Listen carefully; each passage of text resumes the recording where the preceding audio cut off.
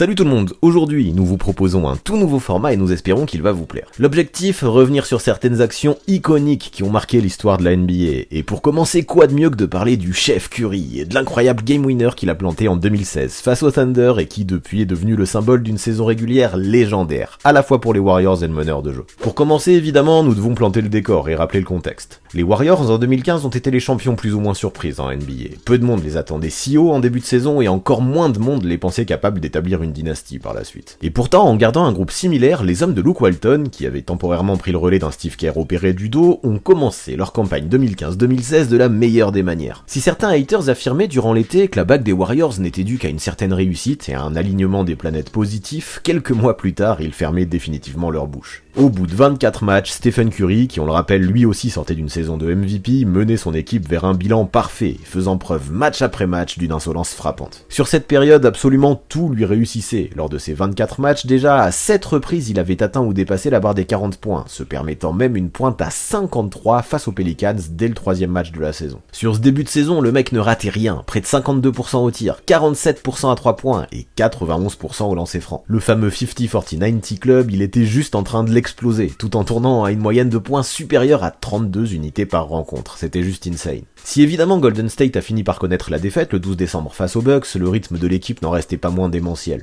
Derrière ça, les Californiens ne perdirent qu'à 4 reprises sur les 33 matchs suivants, dont une fois sans Curry, et autant dire qu'en termes de bilan, ils dominaient complètement la ligue, avec un meneur de jeu qui lui était toujours aussi performant, et était loin d'avoir levé la pédale. Il enchaînait les shoots du parking avec une facilité déconcertante, pendant que coach et joueurs adverses s'arrachaient les cheveux, soir après soir, face à leur incapacité à limiter le chef, qui n'était même plus sur un nuage, il était dans la stratosphère. Là nous arrivons fin février, peu de temps après le All-Star Game. Les Warriors présentent un bilan de 52 victoires pour 5 défaites, et Curry, qui tourne encore à 30 points de moyenne par match, présente toujours des pourcentages hallucinants de propreté. Le mec donnait le sentiment que quand il shootait, la surface du cercle triplait, tellement ses tirs rentraient facilement. Cette impression visuelle laissait bouche bée, et donnait limite la sensation qu'avec lui aux commandes, le basket c'était trop facile. Jamais dans l'histoire, offensivement, on avait vu un joueur marcher sur une saison, quel que soit l'adversaire, comme il était en train de le faire, et peu à peu, tout le monde, fans comme haters, ouvrait les yeux. Pour cette saison 2015-2016, nous étions en train de vivre quelque chose de tout bonnement épique. De toute façon, ça se sentait, un truc réellement spécial était en train d'éclore autour du joueur. Il faisait la une de tous les journaux, de tous les magazines, il était omniprésent sur les réseaux, mais aussi dans toutes les émissions de sport, et même dans les médias généralistes. Il devenait alors impossible de louper ce meneur de jeu au visage d'ange qui semblait juste porté par la grâce. Personne ne voulait manquer une miette de ce qu'il pouvait proposer, à tel point que partout, en déplacement comme à domicile, il jouait à guichet fermé, dans une ambiance de fou, tandis que les fans, eux, s'empressaient d'arriver parfois plusieurs heures à l'avance à la salle afin de pouvoir observer sa fameuse routine.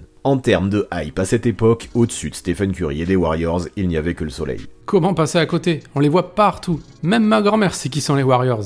On ne peut pas y échapper. Je peux passer de SportsCenter à HBO et même eux ils en parlent. Alors oui, en ce temps-là, cette équipe portée par son leader possédait une aura incroyable, une alchimie proche de la perfection et une confiance inébranlable développée par l'excellente ambiance qui régnait entre les joueurs dans le vestiaire. Ouais, malgré les 4 revers que ces Warriors avaient connus depuis le début de la saison, cette team gardait quand même ce côté imbattable. Pour avoir une chance de rivaliser avec eux, il fallait juste prier pour que le chef soit dans un mauvais soir, et ça n'arrivait que rarement. Évidemment, et à juste titre, les médias commençaient à s'emballer. La mi-saison était déjà largement passée, et ces Warriors, qui on le rappelle présentaient un bilan de 52 victoires pour 5 défaites, étaient totalement dans le rythme pour exploser le record des Bulls de 72 wins sur une saison, qui pendant longtemps semblait complètement intouchable. Cependant, dans l'ombre, d'autres équipes essayaient elles aussi de suivre le tempo intenable imposé par Curry et ses potes. Parmi elles, les Spurs de Kawhi Leonard et la Marcus Aldridge, qui s'accrochaient à la 2e place avec un superbe bilan de 50 victoires pour 9 défaites, mais aussi le Thunder d'OKC. L'équipe se faisait discrète, mais avec son duo Durant-Westbrook, elle aussi montrait de réelles qualités. KD par exemple tournait à 28 points et 8 rebonds, tout en shootant à 51% au global et 39% à 3 points, c'est très propre. Russ, lui, montrait de plus en plus à quel point il pouvait être un alien, à la polyvalence extrême, vu qu'à ce moment-là de la saison, il ne compilait pas moins de 24 points, 8 rebonds et 10 passes décisives de moyenne. Porté par ces deux stars, le Thunder, bien sûr, en termes de bilan, se retrouvait loin des Warriors, avec un record de 41-17, mais quand même, c'était lourd et ça ne les empêchait pas de s'asseoir solidement à la 3e place de la conférence Ouest. Bon, ils venaient de perdre 3 de leurs 4 derniers matchs, et évidemment, quelques doutes existaient les concernant, mais vous connaissez les joueurs d'OKC de l'époque, qui étaient de véritables compétiteurs. Avec des gars comme Serge Ibaka Ibaka et Steven Adams, la team possédait des joueurs durs, de vrais combattants, et c'est ainsi que pour la réception des Warriors à la maison, prévue ce 27 février 2016, toute l'équipe était motivée à l'idée de redresser la barre en faisant un énorme coup. Quoi de mieux pour sortir d'une mauvaise passe que taper le champion en titre qui domine la ligue? Rien, et à OKC, on s'apprêtait à recevoir Curry et ses potes avec le couteau entre les dents. La rencontre s'annonce ultra prometteuse, aucune absence de marque n'est à recenser, ni d'un côté ni de l'autre, et évidemment ce duel qui sent le soufre est diffusé sur la télévision nationale. Les qualités athlétiques et défensives du Thunder, notamment dans la peinture, pourraient poser des soucis à ces Warriors, et ça tout le monde le savait. En parallèle, l'équipe d'OKC, qui possédait la meilleure attaque de la ligue, juste derrière celle des Warriors, tiens,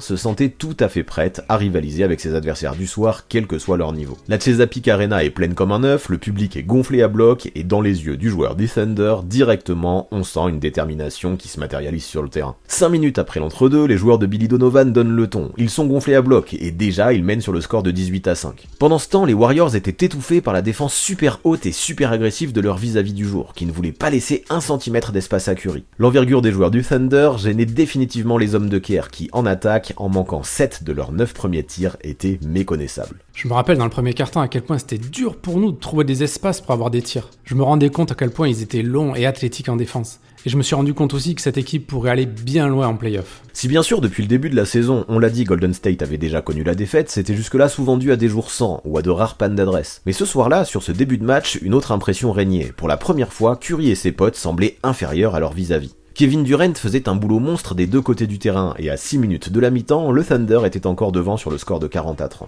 Westbrook joue de son physique et de ses qualités athlétiques, et jusque-là, il n'y a rien à dire. Russ domine le chef au poste de meneur de jeu, un tremblement de terre. Sauf qu'à ce moment-là, Curry, qui était parti souffler quelques minutes sur le banc, retrouve le terrain, en entrant à la place d'André Iguodala. Visiblement, cette petite pause lui a fait un bien fou. Directement, il enchaîne 3 bombes à longue distance, encore une fois avec une insolence folle, en moins d'1 minute 30 de jeu, et son équipe recolle à un petit point. Ok, avec un phénomène comme le chef, le Thunder s'en rendait compte, rien ne serait gagné avant le coup de sifflet final. Le mec pouvait prendre feu n'importe quand, et toute l'équipe se devait de rester constamment sur ses gardes, avec un maximum de focus à chaque instant. Sans ça, la punition pourrait être sévère, et elle pourrait sanctionner avant même que Kevin Durant et les siens n'aient réalisé quoi que ce soit. C'est donc à ce moment-là que les hommes de Billy Donovan se remettent dans le match. Menés par un KD en mode super-héros qui dépasse la barre des 20 points à la mi-temps avec un excellent 8 sur 13 au tir, OKC enchaîne un super run de 15-5 et retourne au vestiaire avec une avance en double digit 57-46. La moitié du parcours est désormais effectuée, et avec brio. La mission est en bonne voie pour être accomplie, et le mieux dans tout ça, c'est qu'on le voit, ces Warriors, pourtant intouchables, sont en train de douter. Le ton monte entre Draymond Green et Steve Kerr qui visiblement n'ont pas la même vision des choses quant au stratagème à mettre en place. Qui pensait qu'en 24 minutes, le Thunder allait réussir à faire paniquer ces Warriors, pourtant si soudés depuis le début de la saison? Personne, et pourtant c'est ce qui était en train d'avoir lieu. Mais cette brouille a-t-elle remis en place les esprits de tout le monde côté Golden State? Ça se peut, car dès la reprise, les hommes en bleu et jaune reprennent tambour battant, inscrivant les 6 premiers points du troisième quart-temps. Ça fait exactement 91 secondes que le jeu a repris, mais là, coup de froid dans le cœur de tous les fans de la baie de San Francisco. Stephen Curry, après une interception, file en contre-attaque, et après son lay-up, Russell Westbrook lui retombe sur le pied. La cheville gauche a sévèrement tourné au sol. Il demande à l'un de ses coéquipiers de faire faute pour arrêter le jeu. Draymond s'exécute, l'arbitre siffle et le MVP prend la direction du vestiaire pour se faire soigner. Quand on connaît l'historique de Steph et de ses chevilles, réellement il y avait de quoi s'inquiéter. Entre 2010 et 2013, les articulations du meneur ne l'ont jamais laissé tranquille. Les énormes chevillères qu'il portait depuis en étaient le stigmate. Il était alors impossible de ne pas se rappeler de la campagne 2011-2012 où déjà, en raison d'une mauvaise réception, il n'avait pu jouer que 26 petits matchs. Opéré à 2 reprises à la cheville droite, il avait alors repris la compétition, avant de se faire la gauche, quelques mois plus tard face aux Nuggets, et d'être largement handicapé lors du deuxième tour des playoffs 2013 face aux Spurs. Si depuis il s'était renforcé, il s'était rééduqué, on le savait, les chevilles de Steph étaient alors encore fragiles, et le spectre d'une nouvelle blessure régnait au-dessus de cette rencontre qui pourtant touchait des sommets en termes de niveau de jeu. Après avoir reçu des appels inquiets concernant la brouille entre Steve Kerr et Draymond Green, mon téléphone sonnait maintenant sans arrêt à propos de la cheville de Steph. Honnêtement, je pensais qu'il était foutu pour ce match. Mais alors que le chronomètre affichait 5 minutes 10 restantes dans le troisième quart-temps, le meneur retrouve le banc des Warriors. Il check sa cheville, il la teste et persuade tout le staff médical qu'il va bien et qu'il est prêt à jouer. C'est ainsi dans ce climat d'anxiété pour tous ses fans qu'il retrouve finalement le terrain, prêt à nous livrer un moment de brillance comme seul lui en était capable. Alors que Golden State était encore mené sur le score de 70-63, son retour a littéralement donné un coup de boost à tous ses coéquipiers. Super concentré, il revient pour tout démolir et quelques dizaines de secondes après son entrée en jeu, il plante un 3 points qui rebondit plusieurs fois sur l'arceau. Peu importe, il n'y a plus que 3 points d'écart, et malgré un Dion Waiters qui commence à monter en chaleur, les Warriors, eux, retrouvent leur confiance. Curry d'ailleurs n'hésite pas jusqu'à aller lui planter un tir primé sur la tronche, et ça y est, la machine est lancée. Sur un nouveau 3 points du chef, son 7ème du match déjà, et malgré les différents défenseurs qui se tuent à la tâche pour le limiter, les Warriors prennent l'avantage pour la première fois de la rencontre, 78-77. En 4 minutes de jeu, depuis la réapparition de Curry sur le terrain, les Warriors avaient enchaîné un run de 15-7, et cela semblait clair, ils étaient définitivement de retour dans ce duel. Mais vous pensez que ça a suffi pour anéantir l'esprit combatif des joueurs d'OKC? Vous pensiez qu'alors ils allaient se démoraliser? Pas du tout. Face à cette situation alertante, ils se sont repris, ont retrouvé leurs automatismes, et à leur tour, ils infligeaient un 13-0 aux Warriors grâce à un Kevin Durant de gala, qui à son tour enchaîne 2-3 points coup sur coup pour finir la période. Boum. Les défenses sont de plus en plus physiques, et à ce petit jeu, c'est bien les hommes de Donovan qui ont l'avantage. Les voilà devant de 12 points à 9 minutes 15 du terme. Sauf que Curry est bouillant. Sur la deuxième mi-temps, il enchaîne un magnifique 5 sur 7 à 3 points, pendant que Klay Thompson, 9 points dans le dernier quart, fait le taf lui aussi. C'est définitivement un match de série, et sous la houlette du chef, qui revient en jeu dans les 6 dernières minutes pour reprendre son festival de loin avec une insolence toujours aussi déconcertante, vu la défense proposée par le Thunder, les Californiens finissent le match sur un 25-13 conclu par 2 lancers francs d'Iguodala qui emmène le match en prolongation. Notons que les Warriors ont eu très chaud, car à 14 secondes du terme prévu, KD scorait son 37ème point sur un énorme shoot primé plein de sang-froid qui donnait 4 points d'avance aux siens. Le match là semblait plié, sauf que derrière, une mauvaise gestion, avec une défense suspecte sur Klay et une perte de balle d'un KD qui s'est précipité puis une faute évitable sur une tentative d'égalisation d'Iguodala laissait une dernière chance à ses Warriors d'aller s'imposer en overtime. Bref, 103-103, tout est à refaire pour le Thunder et l'ambiance à OKC est irrespirable. Personne, que ce soit dans les tribunes ou devant la télé, ne peut se permettre de souffler, ne serait-ce que 30 secondes. Ce match est fou et son dénouement s'annonce épique. Dans l'overtime, c'est au tour du Thunder de prendre le contrôle. OKC marque les 5 premiers points de la période additionnelle grâce notamment à un Westbrook en mode démolition et s'offre un peu d'air. Mais à peine 47 secondes après l'entre-deux du début de prolongue, KD se fait siffler sa 6ème faute. Le public d'OKC est paralysé. Et ça, c'est évidemment le moment où les Warriors vont sentir l'odeur du sang. Avec 15 points cumulés par le duo Curry-Thompson et un Westbrook qui perd sa lucidité, les Californiens refont leur retard dans le temps additionnel et recollent à 118 partout sur un end-one de Klay à 29 secondes de la fin. Ibaka avait beau tout tenter pour tenir son équipe à flot, Steph était en mode killer. En enchaînant les tirs de loin, il égalisait puis dépassait le record de 3 points inscrits sur une saison qu'il détenait déjà, alors que dans l'exercice, il restait encore 24 matchs. Fou. Sur les 288 paniers primés qu'il avait mis dans la saison, 11 avaient été rentrés à plus de 9m11 sur 29 tentatives à cette distance. En NBA, aucun joueur n'en avait alors mis plus de 2 en shootant avec un tel range, c'était juste incroyable. Je n'aurais jamais pensé qu'à ce stade de la saison, je me rapprocherais des 303 points. Cela n'a aucun sens. J'ai toujours essayé de repousser les limites et de m'améliorer, mais il faut que tout marche comme sur des roulettes pour en arriver là. Mais revenons au jeu encore une fois, 118 partout on le rappelle, et après un temps mort, les joueurs d'OKC jouent la montre. Russ, alors qu'il ne reste que 8 secondes sur l'horloge, rate un midrange avec la planche. Iguodala prend le rebond et lâche directement la balle à Curry dans l'attente du miracle qui va avoir lieu. Les Warriors ont encore un temps mort, mais ils ne le prennent pas, Steve Kerr fait confiance à son leader. Le meneur longe alors la ligne de touche, pose 3 dribbles tranquilles, se stoppe à 11m70 du panier au grand étonnement de la défense du Thunder qui l'attendait plus bas et dégaine. André Robertson a beau tenter de revenir, c'est trop tard. Bang, bang, oh what a shot from Curry. Le meneur serre le poing, pointe le ciel du doigt, danse, ses coéquipiers l'accompagnent et la clim à la Chesapeake Arena est d'une violence inouïe. Température ressentie, moins 1000. Sur les 6 dixièmes qu'il reste, Westbrook réussit à prendre un shoot à 3 points, mais il le rate. Les Warriors s'imposent suite à l'un des game winners les plus mémorables de toute l'histoire de la NBA. L'action a fait le tour du monde, elle a trusté les sommets des highlights pendant des semaines, et tout le monde sans exception en voyant les images restait bouche bée. Comme le disait Jacques Monclar qui commentait en direct incrédule, Curry montrait que cette saison-là il ne touchait plus terre, que le seul moyen de le stopper c'était de l'enfermer. L'impossible devenait possible avec lui, il en devenait même banal. Les mots de Mike Breen qui commentait lui le match sur ESPN résonnaient sur toute la planète.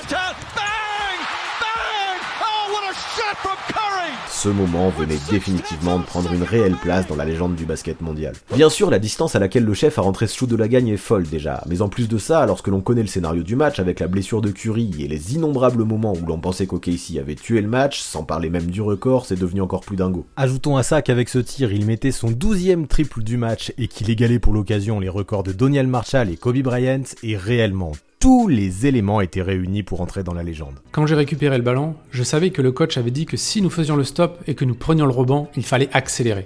J'ai levé la tête quand j'ai reçu la balle, il restait 5 ou 6 secondes. Et avec la façon dont il tentait de s'organiser en transition, j'ai pu aller à mon rythme, m'élever lorsque mes pieds étaient bien positionnés et je les regardais rentrer.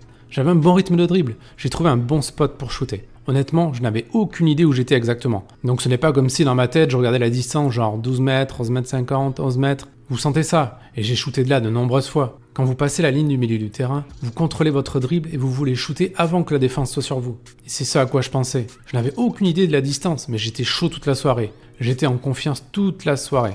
Heureusement, le dernier est rentré. Curry a finalement terminé la rencontre avec 46 points malgré son alerte à la cheville, et avec son shoot, il a éteint la clameur de toute une ville. Sur les réseaux, et notamment Twitter, tout le monde s'enflammait, chaque joueur avait quelque chose à dire ou à commenter concernant cet exploit irréel que nous venions de vivre. Déjà avant ce tir, le meneur était considéré comme l'un des tout meilleurs shooters de l'histoire, mais cette action lui a définitivement permis d'entrer dans la légende. Quelques mois après, une fois que les Warriors avaient dépassé le record des Bulls en finissant leur campagne à 73 wins, ils devenaient le premier MVP à l'unanimité de toute l'histoire, avant de retrouver le Thunder en play-off en finale de conférence. Là encore une fois, alors que OKC menait 3-1 dans la série, les hommes de Steve Kerr ont atomisé tous les espoirs des fans du Thunder, en s'imposant finalement en 7 matchs. Décidément, Kevin Durant, dépité par la défaite, décidera même de rejoindre les Warriors quelques mois plus tard. Mais bon, pour revenir à cette équipe de Golden State version 2016, ce qu'il faut noter, c'est que malgré cet exercice qui évidemment restera dans les mémoires et dans les livres d'histoire, ils n'iront pas au bout. À leur tour, ils ont perdu en 7 matchs face à Cleveland, après avoir mené 3-1, en étant victimes d'un autre moment de légende, The Block. Si vous aimez notre nouveau format d'ailleurs, dites-le nous en commentaire, car ça se peut qu'un de ces 4, on l'évoque de la sorte aussi, cette action épique.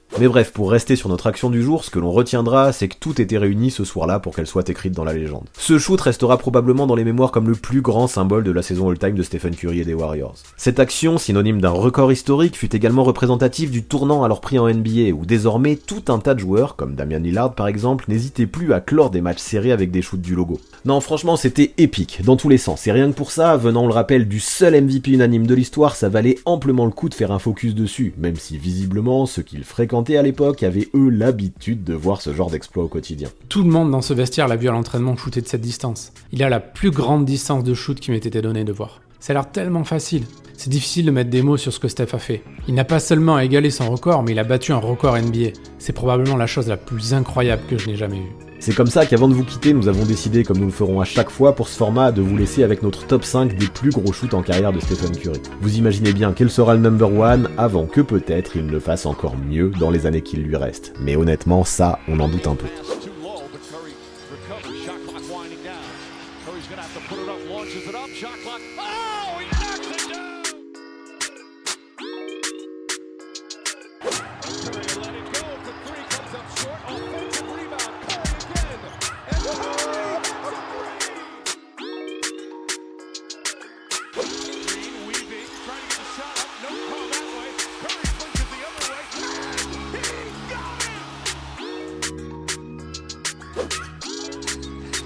Curry splits the defense behind the back, fires a three. Oh, he puts it in! What a spectacular move! They do have a timeout. Decide not to use it. Curry, way downtown. Bang! Bang! Oh, what a shot from Curry! Avant de partir, abonnez-vous à la chaîne de Basket Info, mais aussi à celle du 6ème homme pour avoir 2 visions complémentaires de la NBA. Les dernières vidéos mises en ligne apparaissent sous vos yeux.